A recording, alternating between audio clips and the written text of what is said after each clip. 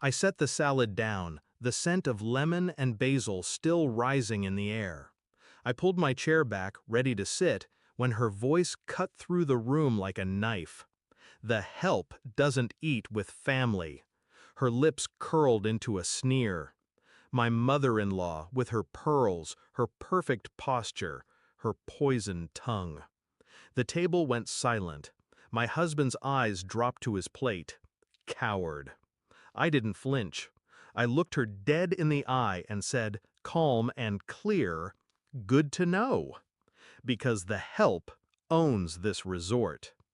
And in that instant, everything shifted. I had met her 5 years earlier. Back then, I was still naive enough to think acceptance came with love. When I walked into her house for the first time, she looked me over the way you look at a pair of shoes on clearance. Cheap, disposable, not worth the brand name her son carried. She smiled, but it didn't reach her eyes. "You're different," she said. Different. The word she used instead of unworthy. Her son, my future husband, defended me then. He said I was brilliant, driven, the kind of woman who built herself from nothing.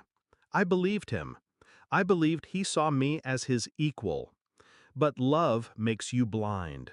Or worse, it makes you willing to walk into fire just to prove you belong.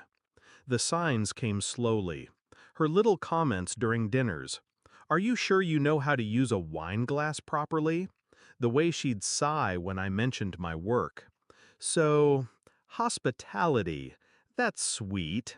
Not exactly a career though, is it?" And my husband, her son, never stopped her. Never stood for me. That was the real betrayal. Not her words, his silence. I discovered the truth one afternoon. I overheard her on the phone, her voice sharp and vicious. "She's after your money, that's all. She'll never be one of us." And his response? Quiet agreement. "I know, Mother. Don't worry. It's a phase. I'll handle it." Handle me? I didn't confront him. Not then. I just filed it away, the way I file every reservation, every contract, every detail. Because I don't raise my voice when I'm wounded. I sharpen my knives in silence. The plan began that night. I stopped trying to win her approval, stopped explaining myself. Instead, I worked. Harder, smarter. The resort I had built, a crumbling seaside property I bought with every dime I owned, became my weapon. I poured myself into it, expanded it, renovated it, rebranded it. I turned it into the kind of place people whispered about in boardrooms and begged to be seen in on social media. Every deal, every contract, every signature, I handled it alone. My name, not his. My empire, not theirs. And I waited, because revenge is patient. When she insisted we host the family reunion at a proper place instead of my little inn, I volunteered this resort. She agreed only because she thought it was still owned by someone else. She thought she was stepping into her world of privilege. She didn't know she was stepping into mine. The dining hall glittered that evening.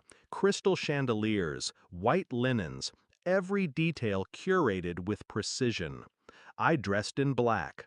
Not flashy, not loud, just simple, elegant, unshakable. She sat at the head of the table, issuing commands as if she were the queen.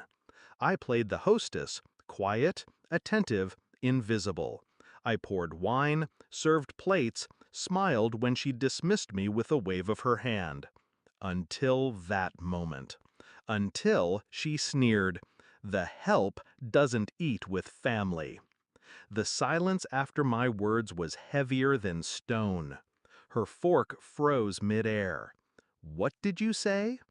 I leaned in, steady, deliberate.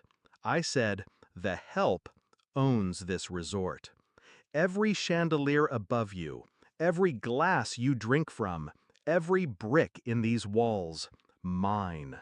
Her face drained of color. I turned my gaze to my husband. And yours, darling? Nothing. You signed it all away when you put your name on those prenups you didn't bother to read. Gasps rippled around the table. My cousins-in-law, their mouths open. My husband's jaw clenched, but his eyes told the truth. He knew. He had always known. Enjoy dinner, I said softly, sliding into my seat. After all, it's on me. She didn't speak for the rest of the night. My husband tried, later, to scold me. You embarrassed her. I laughed in his face. No, she embarrassed herself. I just handed her the bill. That was the last night we were married. Divorce followed swiftly, cleanly. The prenup protected me, stripped him bare. His mother tried to fight, of course, but she fought with money that wasn't hers. And I had built something that couldn't be touched. Now, when I walk the halls of my resort, I see her shadow everywhere. Guests smiling in the sunlit lobby, families laughing by the pool. The empire she dismissed as hospitality. She thought I was the help.